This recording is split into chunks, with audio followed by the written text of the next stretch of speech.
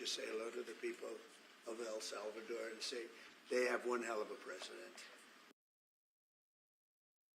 I know him as a very young man, Marco, even younger than you. You know, he started pretty young.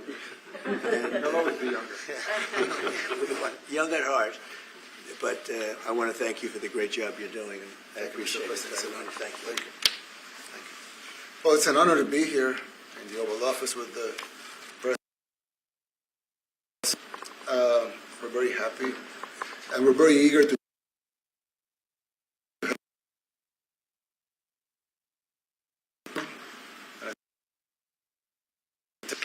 and we're a small country, but if we can help, we will do it. And we actually turned, that was the journalists call it, right? Murder capital of the world into the safest country in the Western Hemisphere. You know, if they saw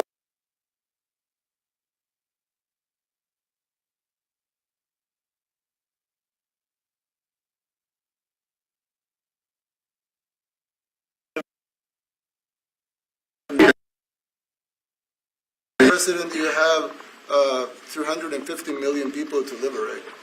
Yeah. But to liberate 350 million people, you have to imprison some. You know, that's the way it works, right? You cannot just, free the criminals and think crime is going to go down magically. You have to imprison them so you can liberate 350 million Americans that are asking for the end of crime and the end of terrorism. And it can be done. I mean, you're doing it already. And I'm sure that people have seen the change in the streets. A long way to go because you're just initiating your second term. But it's clear that, with the numbers at the border, with even in Democrat-run cities, they get a help from the work you're doing. So I'm really happy to be here, honored, and eager to help. Well, we had a terrible thing happen. We had an administration that allowed people to come in freely into our country from not only South America, but from all over the world, many from the Congo in Africa, Asia, all over the world, Europe, rough parts of Europe. And they came from prisons, and they came from mental institutions, and they came from gangs, and the gangs of Venezuela and other places. And hundreds of thousands and even millions of them came. 21 million people altogether, but many of the people that came, just a tremendous percentage of them were criminals, in some cases violent criminals. We had 11,088 known murderers, half of them murdered more than one person. This was allowed by a man who, what he did to our country is just unbelievable. So we're straightening it out, we're getting them out. But what they did and what that party did to our country, open borders, anybody could come in. As soon as I heard that, I said, every prison's going to be emptied out into our country.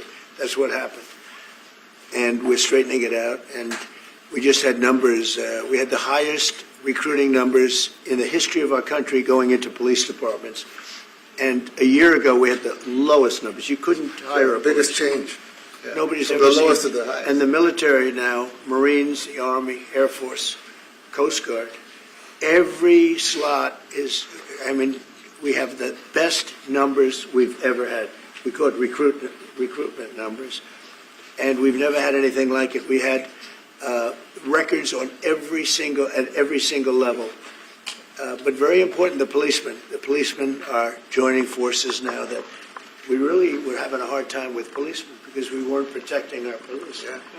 And we cherish our police. The police are great, and the firemen and everybody else. But we have the highest numbers that we've ever had, the most enthusiasm. Great enthusiasm. And on trade and other things, we're doing great. We're taking in billions and billions of dollars. We made, 2 weeks ago, I gave them a little bit of a pause because, you have to show a little flexibility. But we go back to what we have to do. The markets have been very strong once they got used to it. But we were losing $2 billion a day. There's no company big like this. This is the biggest deal ever made. Now we're making $3 billion a day.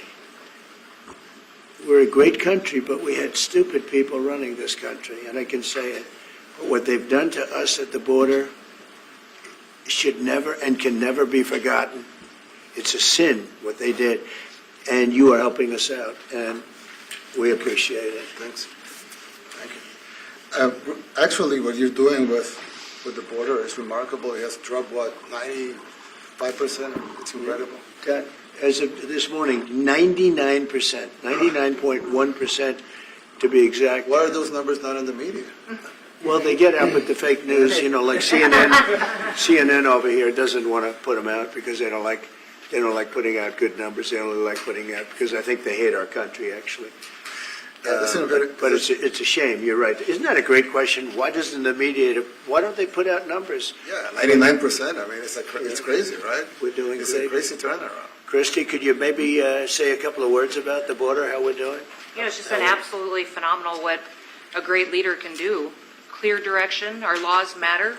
We should only have people in our country that love us, and the Border Patrol and our ICE officers and law enforcement officers have done fantastic work. So we're proud of them. Now we just need to get the criminals and murderers and rapists and dangerous gang members and terrorist organizations out of our country. So, Mr. President Bukele, we thank you very much for your partnership.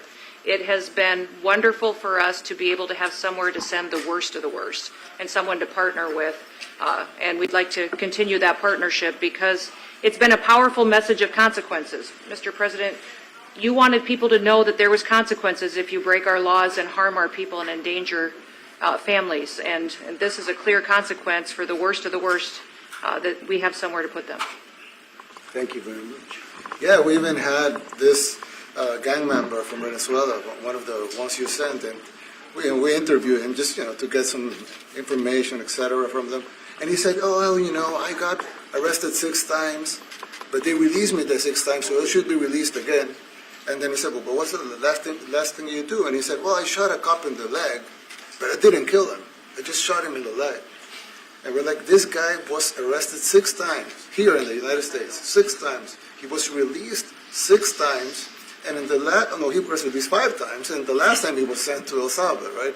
So he's not getting released. But the last time he shot a cop, actually, and he shot him in the leg. So these are, like you said, right? there's something broken. The liberal establishment. But they're not running things anymore in this country, and we're run by, and I don't say conservative, I don't say anything, we're run by people with great common sense. Yeah, common sense. Because it's all common sense. Yeah. It's not liberal conservative, it's common sense. Exactly. And, do you allow men to play in women's sports? Do you allow men to box your women and box? Because I know you have a lot of boxing in your that's country. violence. That's abuse of a violence woman. against women. It's abuse of a woman. Totally. But we have people that fight to the death because they think men should be able to play in women's sports. And some of those sports, it wouldn't matter much, but it still matters. But some of them are very dangerous for women. Some years ago, I would say a decade ago or so, women rights movements were pressuring so that we enacted specific laws to avoid men abusing women. And I think those laws were great because there were a lot of men abusing women. But now some of the same people are trying to backtrack on that and actually trying to make new laws allowing men to abuse women in sports. So actually, that doesn't make sense. In sports. It doesn't make sense. It's crazy. They have weightlifting records, right? Yeah. A woman gets up, lifts weights, she's incredible. A guy gets up and beats her by 100 pounds. What are you going to do? A record that hadn't been broken in 18 years. They put on an ounce, quarter of an ounce, eighth of an ounce. For 18 years now, they have a guy come up, ping. The whole thing is crazy, but they continue to fight. And I don't like talking about it because I want to save it for just before the next election. I say to my people, don't even talk about it because they'll change. And but I watched this morning, there was a congressman fighting to the death for men to play against women in sports. And you say to yourself, why? What are they doing, right? What are they doing? But your country's not too big in that. No, of course not. We're big in protecting women. We're good. Yeah. That's right. It's a very important form of protection, too. And as you can see, most of my cabinet are women, so. That's impressive. Yeah. That's why you And run they're it. not DEI hires or anything. They They're can just be great at what they do, right? That's right. This is very impressive. Yeah, This no. is a first. We've had women, but we've never had 3 of them right here. That's 4 and 3 And men. look who we have. You guys feel a little bit mistreated?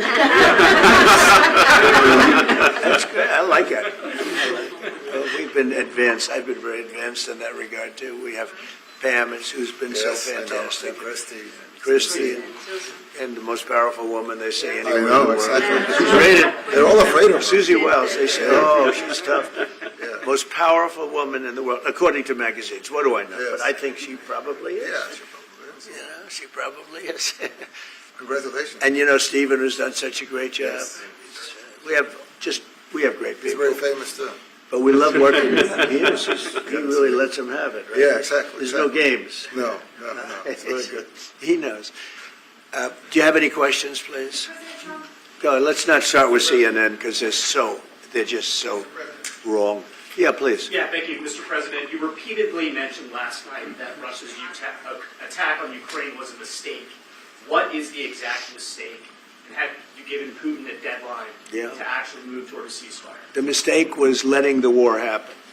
If Biden were competent, and if Zelensky were competent, and I don't know that he is. We had a rough session with this guy over here. He just kept asking for more and more. That war should have never been allowed to happen. That war, I went 4 years and Putin wouldn't even bring it up. And as soon as the election was rigged and I wasn't here, that war started. There was no way that war should have been allowed to happen. And Biden should have stopped it. And you take a look at Putin. I'm not saying anybody's an angel. But I will tell you, I went 4 years and it wasn't even a question. He would never, and I told him, don't do it. You're not going to do it. And it was the apple of his eye, but there was no way that he would have done it. All you had to do is lower oil prices. If you lowered oil prices, Biden kept the prices so high because he made it impossible to get it. If you lowered oil prices, you would have never had the war. But you wouldn't have had it with me anyway. That war would have never happened. And I think it's a great abuse. So now what do? You get a country where 25% of its land is gone, and the best locations, where millions of people are killed. You know, you haven't reported accurately the death. And this was Biden's war, and I'm trying to stop it. And I think we're going to do a good job. I hope we're going to do. They lose 2,500 young people a week, think on average. Now, they're Russians and they're Ukrainians, but it's 2,000. We don't care. It's like whatever it is. Intolerable. They're not from your country, they're not from mine, but I want to stop it. 2,500, it's a killing field. It's like the Civil War. You take a look, I look at the satellite pictures. This should not be happening in our time. Of course, our time can be pretty violent, as we know. But that's a war that should have never been allowed to start. And Biden could have stopped it, and Zelensky could have stopped it, and Putin should have never started it. Everybody's to blame. Have you spoken to President Zelensky, sir, about his offer to purchase more Patriot missile batteries? Oh, I don't know. He's always looking to purchase missiles. You know, he's against. Listen, when you start a war, you got to know that you can win the war, right? You don't start a war against somebody that's 20 times your size, and then hope that people give you some missiles. If we didn't give them what we gave, remember, I gave them javelins.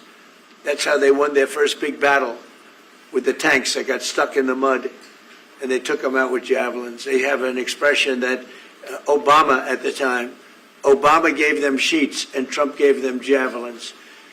But just something that should have never happened. It's a really shame. The towns are destroyed. Towns and cities are, largely destroyed. They have the spires, the beautiful spires that go up. They say they were the most beautiful in the world in Ukraine for whatever reason, but the most beautiful in the world, they're mostly laying on their side, shattered and broken. And most importantly, you have millions of people dead. Millions of people dead because of 3 people. I would say 3 people. Let's say Putin, number 1, but let's say Biden, who had no idea what the hell he was doing, number 2, and Zelensky. And all I can do is try and stop it. That's all I want to do. I want to stop the killing. And I think we're doing well in that regard. I think you'll have some very good proposals very soon. Last question, sir. Have you attributed a motive, sir? Have you attributed a motive through the FBI investigation behind the attack on Governor Josh Shapiro over the weekend? No, I haven't, but the attacker was not a fan of Trump, I understand, just from what I read and from what I've been told. the attacker basically wasn't a fan of anybody. It's probably just a whack job. And certainly a thing like that cannot be allowed to happen. Good relation with President Bukele, the best guarantee that this time you won't terminate the temporary. I have a great relationship with this man. Nationals of El Salvador? I have the best relationship with him. We've known each other. I've known him since he was a very young man, as I said, very, very young, and I was impressed. I said, look how this guy is. In fact, you sort of look like a teenager. You still you look like a teenager. I said, what kind of a country is this? He grew up well in the last 5 years. Do you support the extension for nationals of El Salvador under? I support him. Do you plan to ask him? I support him. Go ahead. Let's hear the question from this very low-rated anchor at CNN. Do you plan to ask President Low-rated. to help return the man who your administration says was mistakenly Which one is that? deported? The man who was mistakenly deported to El Salvador? Well, let me ask Pam. Would you answer that question? Sure, President. First and foremost, he was illegally in our country. He had been illegally in our country. And in 2019, two courts, an immigration court and an appellate immigration court, ruled that he was a member of MS-13 and he was illegally in our country. Right now, it was additional paperwork had needed to be done. That's up to El Salvador if they want to return him. That's not up to us. The Supreme Court ruled, President, that if, as El Salvador wants to return him, this is international matters, foreign affairs, if they wanted to return him, we would facilitate it, meaning provide a plane. So will you return him? And you are doing a great job. Thank you, Pam. Stephen Miller, wait a minute. Could you just also respond to that question? Because, it's asked by CNN, and they always ask it with a slant because they're totally slanted because they don't know what's happening. That's why nobody's watching them. But would you answer that question also, please? Yes, gladly. So, as Pam mentioned, there's an illegal alien from El Salvador. So, with respect to you, he's a citizen of El Salvador. So, it's very arrogant even for American media to suggest that we would even tell El Salvador how to handle their own citizens as a starting point. As two immigration courts found that he was a member of MS-13. When President Trump declared MS-13 to be a foreign terrorist organization, that meant that he was no longer eligible under federal law, which I'm sure you know, you're very familiar with the INA, that he was no longer eligible for any form of immigration relief in the United States. So we had a deportation order that was valid, which meant that under our law, he's not even allowed to be present in the United States and had to be returned because of the foreign terrorist designation. This issue was then, by a district court judge, completely inverted, and a district court judge tried to tell the administration that they had to kidnap a citizen of El Salvador and fly him back here. That issue was raised to the Supreme Court, and the Supreme Court said the district court order was unlawful, and its main components were reversed 9-0 unanimously, stating clearly that neither Secretary of State nor the President could be compelled by anybody to forcibly retrieve a citizen of El Salvador from El Salvador, who again is a member of MS-13, which, as I'm sure you understand, rapes little girls, murders women, murders children, is engaged in the most barbaric activities in the world, and I can promise you, if he was your neighbor, you would move right away. So you don't plan But to the ask for Supreme permission Court's to get asking him back? to, And what was the ruling in the Supreme Court, Steve? Was it 9-0? Yes, it was a 9-0 In our favor? in our favor against the district court ruling, saying that no district court has the power to compel the foreign policy function of the United States. As Pam said, the ruling solely stated that if this individual, at El Salvador's sole discretion, was sent back to our country, that we could deport him a second time. Well, I- No version of this legally ends up with him ever living here because he is a citizen of El Salvador. That is the president of El Salvador. Your questions about it for the court can only be directed to him. I asked ¿Se lo liberaría al presidente Can Bukele? President Bukele weigh in on this? Do you plan to return him? Well, I'm suppose you're not suggesting that I smuggle a terrorist into the United States, right? It's I mean, always how can I return him to the United States? Like, I smuggle him into the United States, or what do I do? Of course, I'm not going to do it. It's like, the question is preposterous. How can I smuggle a terrorist into the United States. I don't have the power to return him to the United States. But you could release him inside El Salvador. Yeah, but I'm not releasing, we're not very fond of releasing terrorists into our country. We just turned the murder capital of the world into the safest country of the Western Hemisphere, and you want us to go back into releasing criminals so we can go back to being the murder capital of the world? No, that's not going to happen. Well, they'd love to have a criminal, Yeah, released into our I mean, there's a fascination. They would love it. Yeah. They're sick, these are sick people. Marco, do you have something to say about it? Yeah, Stephen outlined it. I don't understand what the confusion is. This individual is a citizen of El Salvador. He was illegally in the United States and was returned to his country. That's where you deport people, back to their country of origin. Except for Venezuela, that wasn't refusing to take people back, or places like that. I can tell you this, Mr. President. No, the foreign policy of the United States is conducted by the President of the United States, not by a court. And no court in the United States has a right to conduct the foreign policy of the United States. It's that simple. End of story. And that's what the Supreme Court held, by the way, to Marco's point. The Supreme Court said exactly what Marco said, that no court has the authority to compel the foreign policy function of the United States. We won a case 9-0, and people like CNN are portraying it as a loss, as usual, because they want foreign terrorists in the country who kidnap women and children. But President Trump, his policy is foreign terrorists that are here illegally get expelled from the country, which, by the way, is a 90-10 issue. Well, Mr. President, you said that if the Supreme Court said someone needed to be returned, that you would abide by that. You said that on your first one just a few days ago. How long do we have to answer this question from you? Why don't you just say, isn't it wonderful that we're keeping criminals out of our country? Why can't you just say that? Why do you go over and over, and that's why nobody watches you anymore? You have no credibility. Please, go ahead. President Trump, thank you very much. How many illegal criminals are you planning on exporting to El Salvador? And President Bukele, how many are you willing to take from the U.S.? As many as possible. And I just asked the president, it's this massive complex that he built, jail complex. I said, can you build some more of them, please?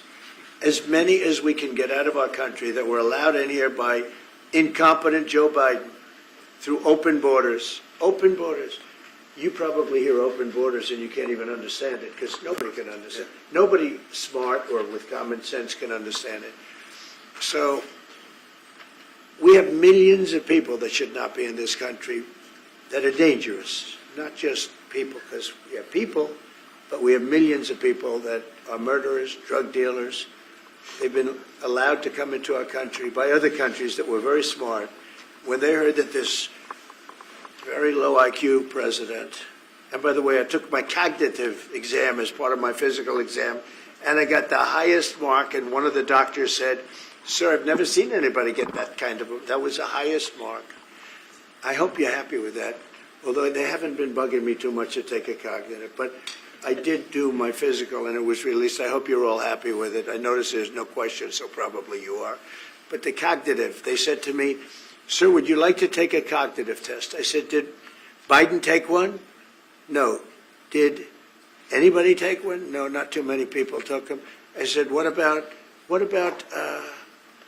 Obama? Did he take one? No, he didn't take one either. I said, let me be the only one to take one. But I've actually taken them 3 times already. I like taking them because they're not too tough for me to take. But we had a great physical exam, so I know you're going to ask that. And the doctors who are total professionals, Walter Reed Medical Center, they're great people.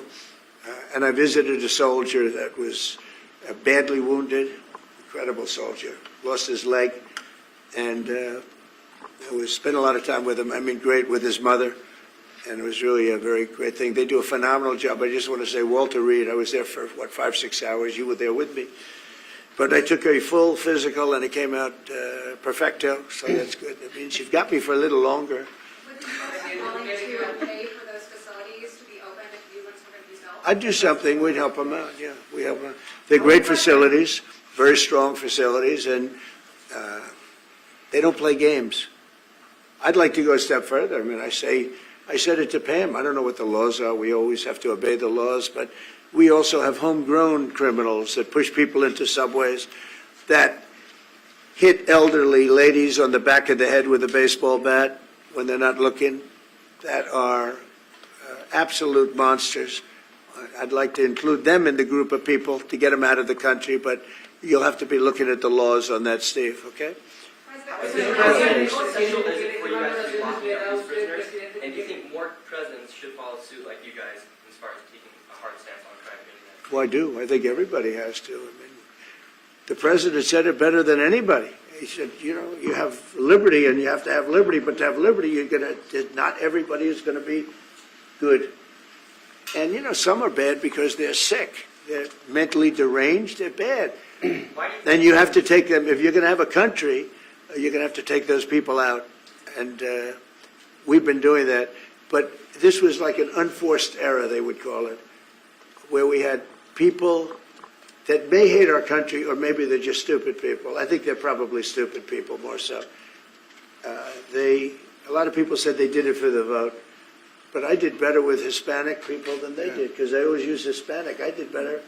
Your people love me. I saw my poll numbers in your country. I'm through the roof, right? 91%. Some people think they do it for the vote. But they don't have to do it for the vote. They cheat. You know, they're professional cheaters. That's about the only thing they do well. So we just have had a great relationship, and it's become bigger because of a strange thing that happened. You know, I came back. We had no war in Ukraine. We had no war we had no October 7th Middle East problem. We had nothing. We had no inflation. We didn't have the Afghanistan most embarrassing moment in the history of our country, the Afghanistan, not withdrawing, because I would have been out, you know, I had it all set to bring people out with dignity and pride. That was the worst, most embarrassing moment in the history of our country, Afghanistan. We didn't have any of that. You wouldn't have had the war with Russia, Ukraine. You wouldn't have had the Middle East problem because Iran was broke. They had no money because we had secondary sanctions on and lots of other sanctions. And now every single thing, got a problem with Iran, but I'll solve that problem. That's almost an easy one. We got to solve a war that should have never started, Ukraine and Russia, and we'll get that solved. And we have to solve problems, and we already solved inflation. You know, if you look at the numbers are incredible, actually. Stock market's up, and we're not letting other countries take advantage of this country like they have for the last 40 years. So thank you very much. You have a question, please? Mr. President, thank you so much. You scored another major investment win this morning when NVIDIA pledged to build its AI supercomputer, the first time ever, right here in the United States. Thank you. Now that's a question I like.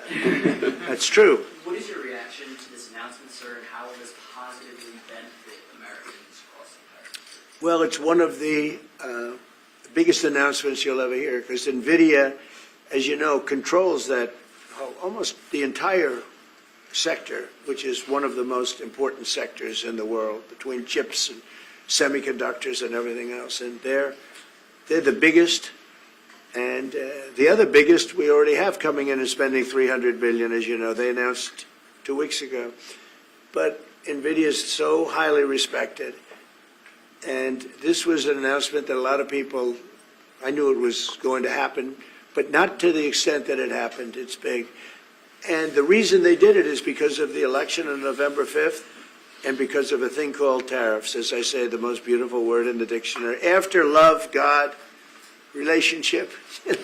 The press actually hit me. I said, tariff is the most beautiful word in the dictionary. What about family, love, God?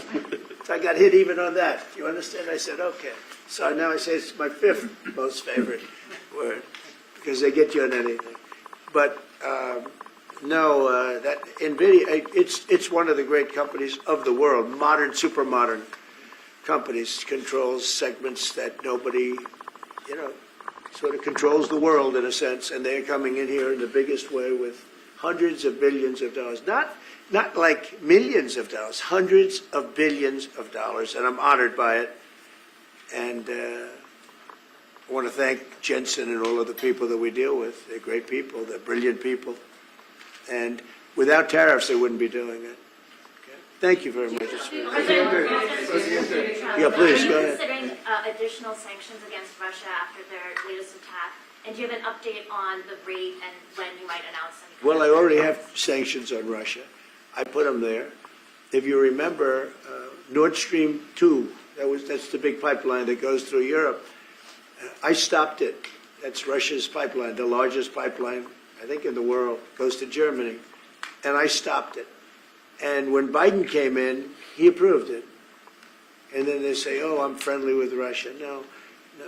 Putin said, if you're my friend, I'd hate to see you when you're my enemy. I stopped the biggest economic job they ever had. I stopped it cold, right? It was dead. You know that, right? And Biden came in and he immediately approved it. What was that all about? And it's a pipeline that takes care of a lot of the needs. Now, it was a very controversial thing, but I stopped it, and Biden approved it. Question? On tariffs? No, not you. Not you. Go ahead. What?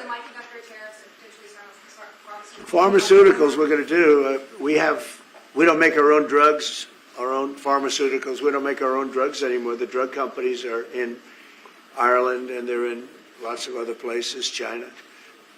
And all I have to do is impose a tariff. The more, the faster they move in. The higher the tariff, it's very serious. It's inversely proportional. The higher the tariff, the faster they come. And we're going to be doing that. That's going to be like we have on cars. We have, as you know, a 25% tariff on cars. We have a 25% tariff on steel and aluminum. And that's what that category fits right now. Do you have a percentage in mind, a timeline? I have a timeline, not too distant future. And we're doing it because we want to make our own drugs. We're doing it because we want to make our own steel and aluminum, lumber, other things. And they're all coming in. We have record numbers, $7 trillion. Since I announced, like a month and a half ago, since I came in, we have over $7 trillion being invested in the country. We didn't have $1 trillion. We didn't have $500 billion with some of these guys. I didn't know what the hell they were doing. So we have the largest investment that we've ever heard of, and we're only 2 months in.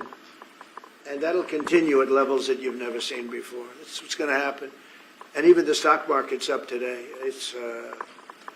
We also had, a lot of people didn't say it the way it was. We had the largest gain in the stock market in history on every single category last week. That was a nice game because we get a little hit because people didn't understand the power of our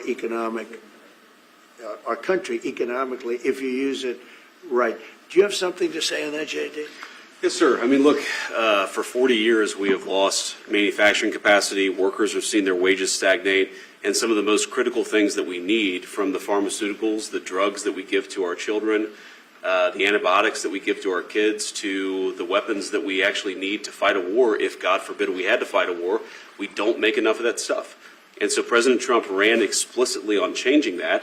Yes, as the President mentioned, it caused a little bit of disruption in the market, but I actually think over the long term, workers are going to benefit, stocks are going to go up, American businesses are going to benefit as we reinvest and reindustrialize our country.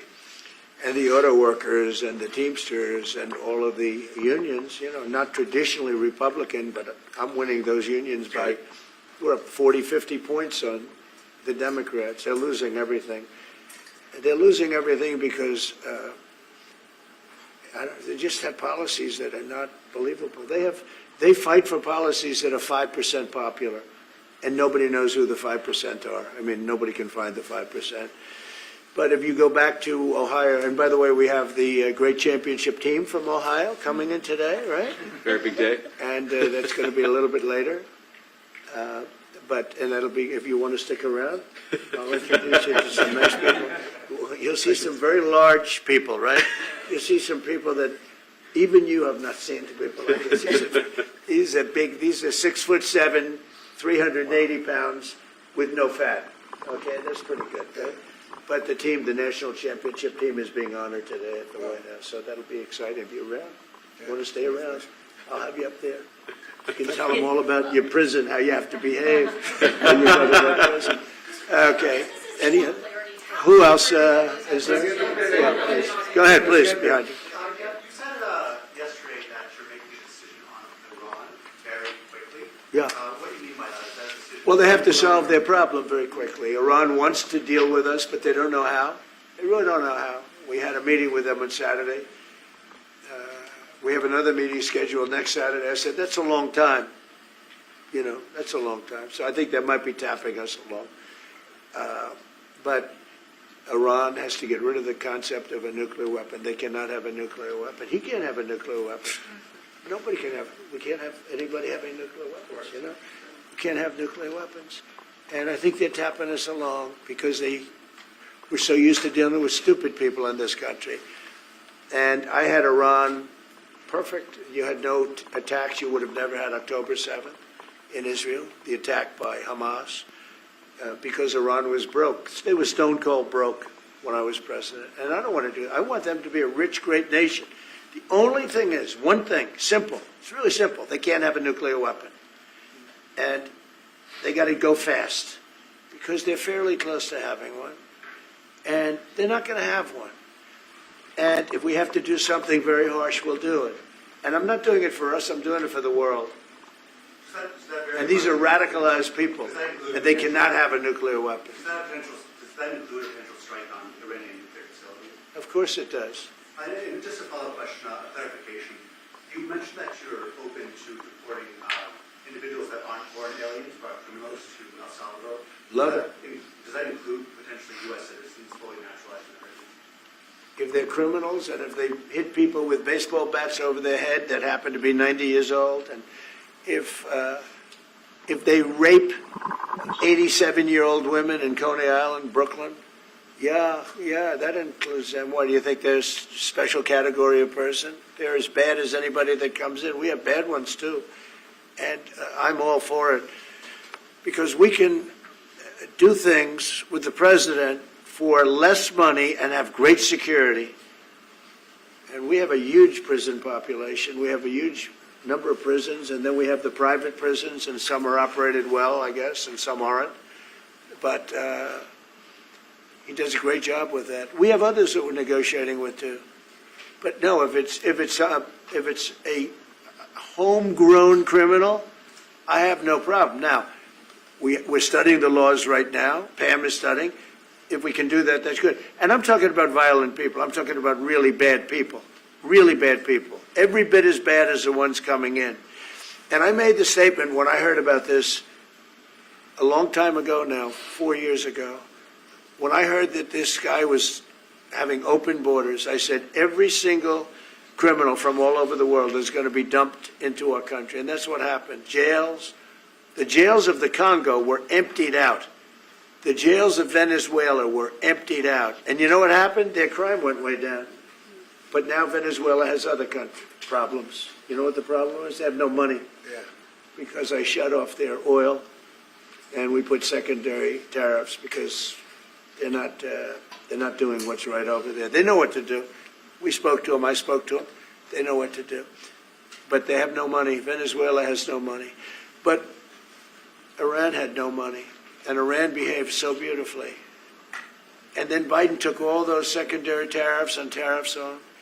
I told China, you can't buy oil. If you buy oil from Iran, China, I told it to President Xi, then we no longer want you to do business with the United States of America. And those ships disappeared from that harbor so quickly. China. Get along great with China. Are the talks with Iran productive? Do you want to continue that? What? The talks with Iran, do you believe those are productive? Do you want to continue that? I think Iran could be a great country as long as it doesn't have nuclear weapons. If they have nuclear weapons, they'll never get a chance to be a great country. They will never get a chance. It won't even come close. Sir Harris? Yeah. Yeah, thank you. Yesterday you mentioned short-lived product exemptions. Which specific products are you considering, and how long is short-lived? Weeks, months? I'm looking at something to help some of the car companies where they're switching to parts that were made in Canada, Mexico, and other places, and they need a little bit of time because they're going to make them here, but they need a little bit of time. So I'm talking about things like that. What about any Apple products, other cell phones? Look, I'm a very flexible person.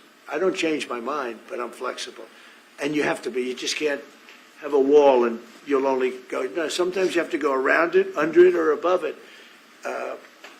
There'll be maybe things coming up. I speak to Tim Cook. I helped Tim Cook recently, and that whole business. You know, I don't want to hurt anybody. But the end result is we're going to get to the position of greatness for our country. We're the greatest economic power in the world if we're smart. If we're not smart, we're going to hurt our country very badly. We lost with China over the Biden years trillions of dollars on trade, trillions of dollars. And he let them fleece us. And we can't do that anymore. And you know what? I don't blame China at all. I don't blame President Xi. I like him. He likes me. I mean, you know, who knows? Who the hell cares? Do you have any updates on But talks you know with what? China? What? Do you have any updates with talks with China? No, let me just tell you this. I don't blame China. I don't blame Vietnam. I see their meeting today. Is that wonderful? That's a lovely meeting. They're meeting, like trying to figure out how do we screw the United States of America. Don't forget, the European Union was formed to do just that. The European Union was formed to hurt the United States and on trade. And they get us on NATO because they don't pay their bills. But now, since I got involved, they have been paying their bills. I took in over $600 billion for NATO. Nobody took in anything. I mean, they were all delinquent. They had 8 nations out of 28 paid their bills. The rest of them were way delinquent. And I said, if you don't pay your bills, we're not going to protect you anymore. And the money poured in, over 600. The Secretary General last week made that statement. He said, I've never seen anything like it. We couldn't get anybody to pay because the United States was footing the bill for NATO. Well, we got hurt there, and we got hurt on trade, likewise, European Union. And they've got to come to the table. And they're trying to. They're trying to. But the European Union has taken terrible advantage. They don't take our food products. They don't take our cars. We have millions of their cars, BMW, Volkswagen, Mercedes-Benz, many others. They come in by the millions. There are no Chevrolets in Munich, I can tell you that. I said to Angela Merkel when she was there, as she was letting millions of people infiltrate Germany, which was not so good we would call them illegal immigrants, but she made them legal. But I said to her, and I get along with her very well, I said, how many Chevrolets do we have in Munich or Frankfurt? Why, none, Donald, none. I said, you're right. And yet we take in millions and millions of cars. No, those days are over. Okay, thank you very much, everybody. Thank you, press. Thank you, press. Send it on the floor. Thanks, guys.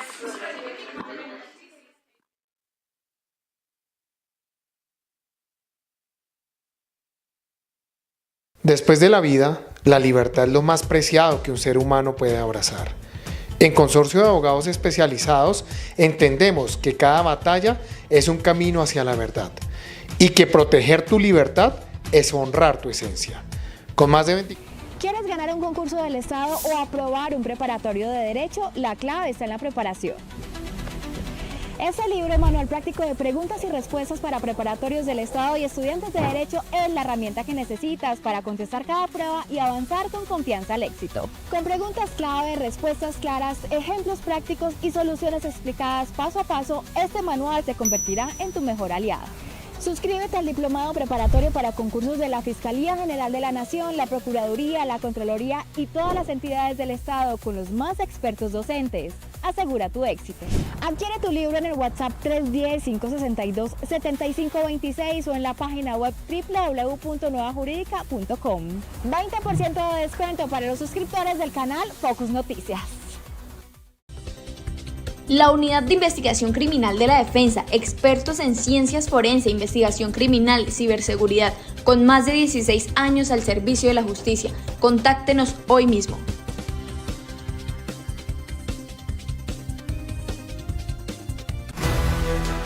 En Rojas Castro Consultores y Abogados Asociados ofrecemos soluciones jurídicas integrales, efectivas e innovadoras.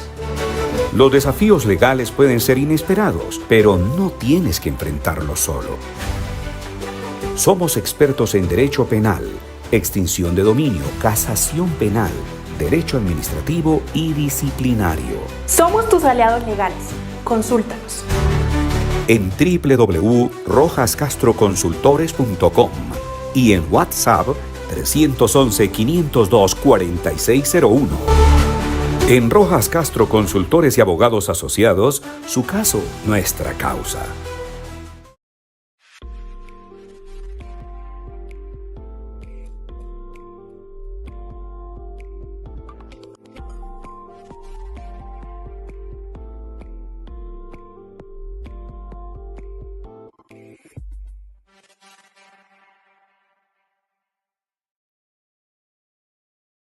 Después de la vida, la libertad es lo más preciado que un ser humano puede abrazar.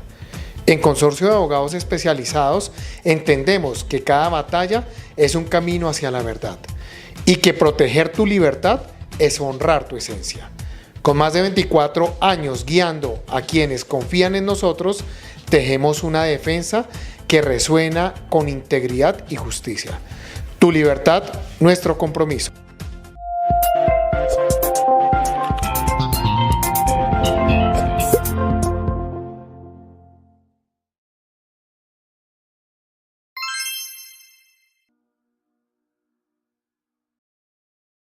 En el Centro de Especialistas Forenses Aníbal Navarro realizamos asesorías y peritajes para personas que están siendo acusadas o demandadas en donde necesitan un respaldo técnico-científico en medicina forense, psiquiatría forense, odontología forense, psicología forense, física forense, balística forense, entre otros.